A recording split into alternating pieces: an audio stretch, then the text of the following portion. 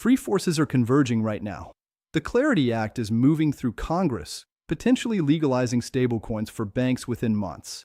The US Treasury is preparing to issue $12 trillion in short-term debt over the next 6 months.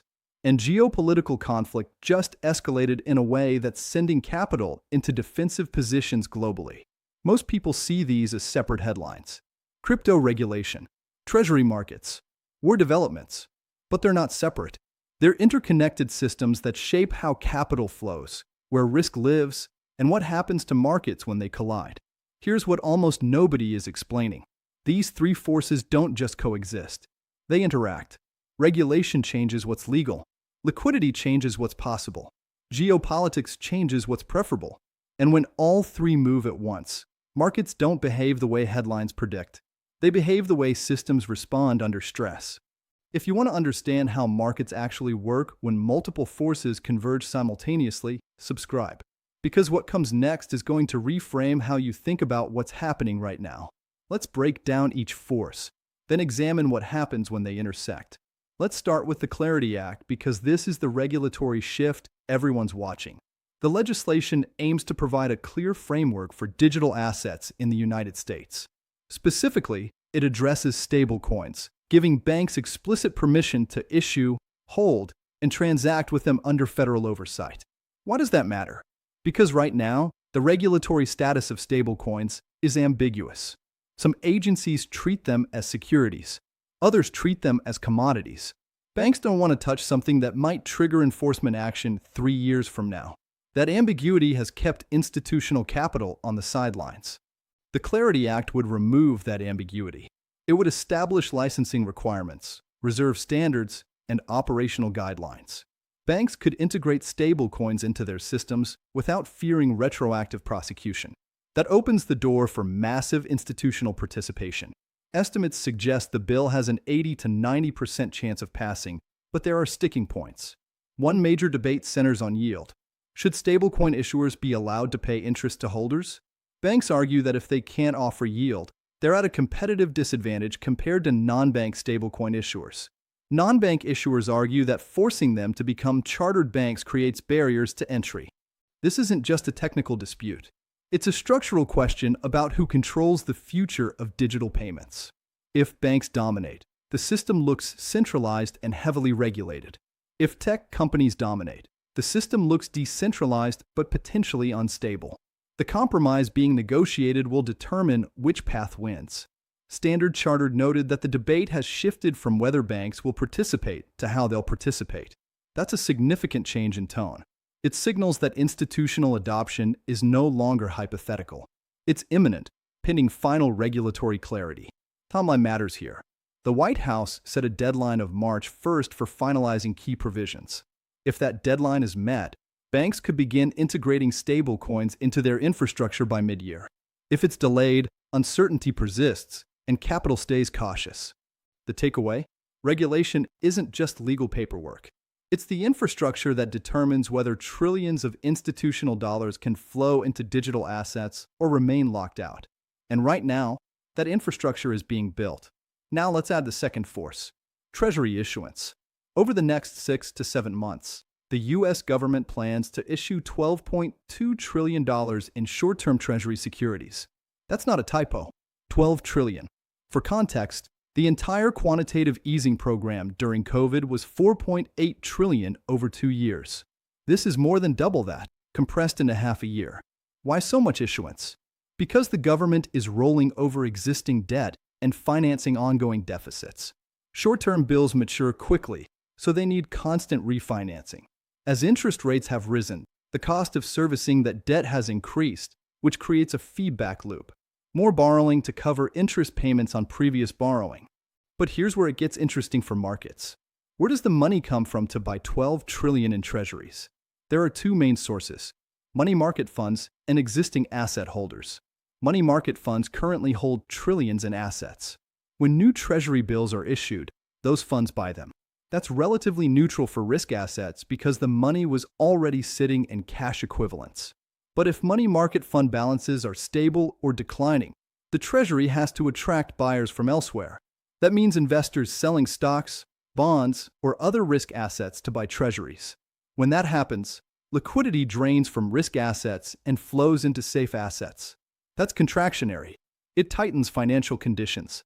Now layer in the Federal Reserve's position. The Fed has been shrinking its balance sheet, letting treasuries mature without reinvesting. That's quantitative tightening. It removes liquidity from the system.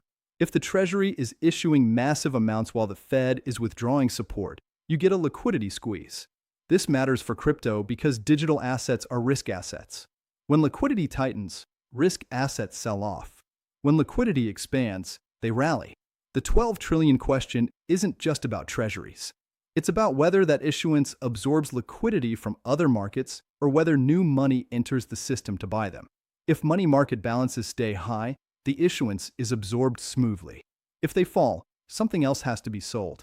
And historically, crypto sells first because it's the most liquid, most volatile, and least institutionally embedded asset class.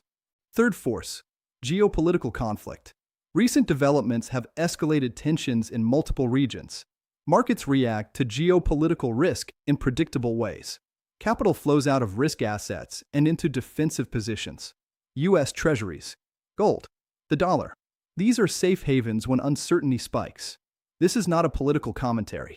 It's a mechanical observation. When geopolitical risk rises, investors reduce exposure to assets that could experience sharp drawdowns. Crypto is high on that list. Equities come next. Corporate bonds follow. The flight to safety is a structural response, not an emotional one. But here's the nuance. Markets often overreact to geopolitical events in the short term and underreact in the long term. The immediate response is fear-driven. Sell everything risky. Buy everything safe. But over weeks and months, markets reassess. If the conflict doesn't escalate into full systemic disruption, capital flows back into risk assets. If it does escalate, the defensive positioning persists. The challenge for anyone trying to understand market behavior right now is separating the noise from the signal. Geopolitical headlines create volatility, but that volatility doesn't necessarily indicate a new trend. It indicates uncertainty, and uncertainty resolves. The question is whether it resolves through de-escalation or through adaptation to a new baseline risk level. For crypto specifically, geopolitical risk creates selling pressure in the short term but doesn't change the long-term adoption trajectory. Institutions building stablecoin infrastructure don't stop because of a conflict. Regulatory frameworks don't disappear. Technology development continues. What changes is the timing and the sentiment. And those are temporary factors unless the conflict fundamentally alters global financial architecture. Now let's examine what happens when these three forces intersect, because this is where understanding systems becomes more valuable than reacting to headlines. Force 1 is regulatory clarity. If the Clarity Act passes, it legitimizes stablecoins and invites institutional participation. That strengthens the structural framework over time because it expands the addressable market. More participants, more capital, more use cases. Force 2 is Treasury issuance. 12 trillion in supply creates demand for liquidity. If that demand drains capital from risk assets, it creates short-term pressure. If it's absorbed by existing cash balances, it has neutral impact. The outcome depends on where the money comes from.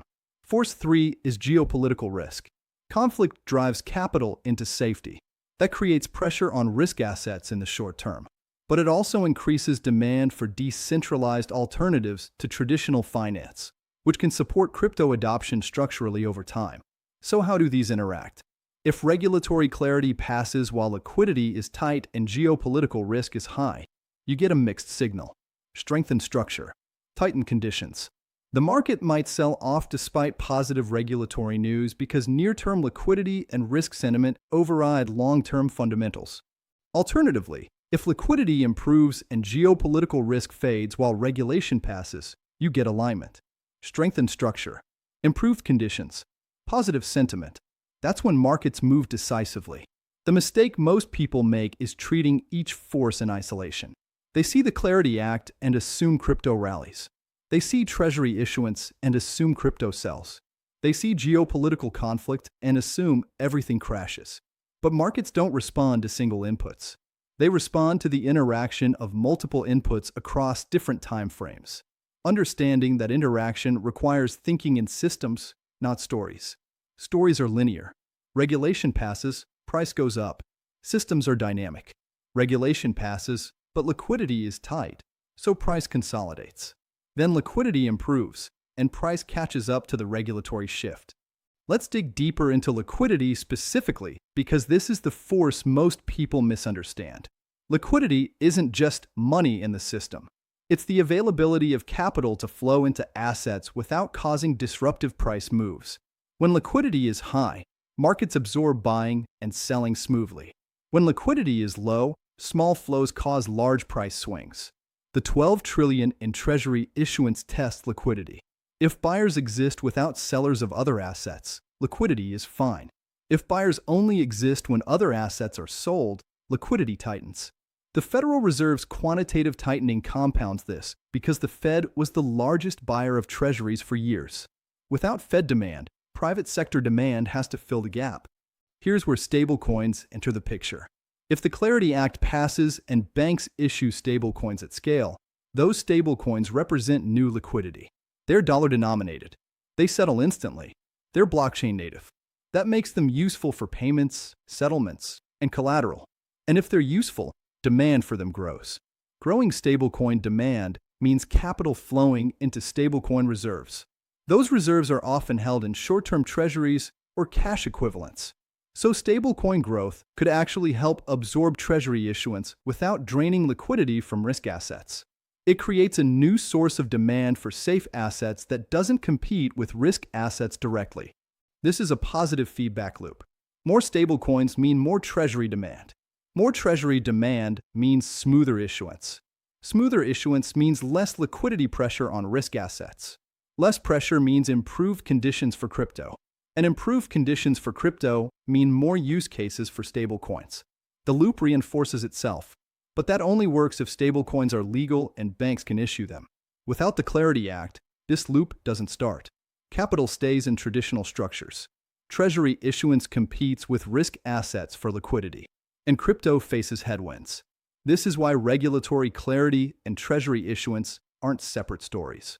They're connected through liquidity dynamics. One creates supply. The other could create demand. Whether they balance or clash determines market conditions. Now let's address the geopolitical component more directly. Conflict doesn't just create fear. It creates structural shifts in how capital is allocated globally. When geopolitical risk rises, countries and institutions reassess their exposure to systems controlled by potential adversaries. That includes financial systems. This has implications for decentralized finance. If traditional financial infrastructure is perceived as vulnerable to geopolitical disruption, alternatives become more attractive. Blockchain-based systems don't rely on single points of control. They don't freeze accounts based on political decisions. They operate according to code, not policy. That's both a strength and a weakness. The strength is resilience. The weakness is lack of recourse. If you lose access to traditional finance, you can appeal to authorities. If you lose access to a decentralized system because you lost your private key, there's no appeal. Different risks. Different trade-offs. But in a world where geopolitical conflict threatens financial access, those trade-offs shift. The risk of political exclusion from traditional systems rises. The relative attractiveness of decentralized alternatives rises with it. That doesn't mean overnight adoption. It means gradual structural shifts over years. The interesting dynamic is that geopolitical conflict creates short-term fear, but long-term demand for alternatives. In the immediate aftermath of escalation, capital flees risk. But over time, as the conflict persists or becomes normalized, capital flows into systems that reduce exposure to geopolitical risk. Decentralized finance qualifies. This is why geopolitical risk creates pressure on crypto in the short term while potentially supporting long-term adoption. Short-term pressure because it's a risk asset. Long-term structural support because it's a hedge against centralized system vulnerability. The timing of those effects determines whether markets move up or down at any given moment. So where does that leave us practically? How should you think about markets when three major forces are converging simultaneously? First, recognize that short-term and long-term dynamics often conflict.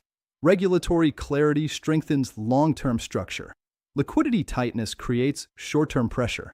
Geopolitical risk creates short-term pressure but builds long-term demand for alternatives. Markets oscillate between these time frames. Understanding which dominates at any moment helps you interpret price action without overreacting. Second, watch liquidity indicators more than headlines. Money market fund balances, Treasury auction results, Federal Reserve balance sheet changes. These metrics tell you whether liquidity is expanding or contracting. That's more predictive than news about regulations or conflicts because liquidity is the fuel that moves all assets. Third, distinguish between structural shifts and cyclical volatility. The Clarity Act is structural. It changes what's legal and who can participate. Treasury issuance is cyclical. It happens regularly. Geopolitical conflict can be either. If it resolves quickly, it's cyclical volatility. If it restructures global finance, it's structural. Fourth, avoid binary thinking. Markets don't go straight up or straight down. They react to forces, digest information, and reprice based on probabilities. When multiple forces pull in different directions, markets chop. That's not weakness. That's complexity being processed. Fifth, understand that most participants are reacting emotionally to each headline without considering how the forces interact. When you see panic over geopolitical developments, ask whether anything structural changed or whether it's just volatility. When you see euphoria over regulatory news, ask whether liquidity conditions support a sustained move or whether it's just a short-term sentiment shift. And finally, remember that systems take time to adjust. Even if the Clarity Act passes tomorrow, banks don't integrate stablecoins overnight. Infrastructure takes months to build. Compliance takes time to implement. The market often front-runs the actual adoption, rallies on the news, then consolidates during the execution phase. That's normal. It's not a failed prediction. It's how adoption actually unfolds. If this changed how you think about markets when multiple forces converge, subscribe. We're here to teach systems thinking, not headline reactions. We're here to explain how regulation, liquidity, and geopolitics interact, not to predict what happens next. Drop a comment if you're seeing connections between these forces that you hadn't considered before. Let's talk about how complexity works in real time. Because the goal isn't to eliminate uncertainty, it's to understand how systems respond to it. Markets are complex adaptive systems. They don't follow linear logic. They respond to the interaction of forces across different time frames. Learning to think in those terms makes you resilient to volatility instead of paralyzed by it. Regulation sets the structure. Liquidity determines the flow. Geopolitics shifts the priorities. All three are moving right now, and understanding how they intersect is worth more than any single prediction about what happens next. Because predictions fail, systems thinking endures. And right now, that's the skill that matters most.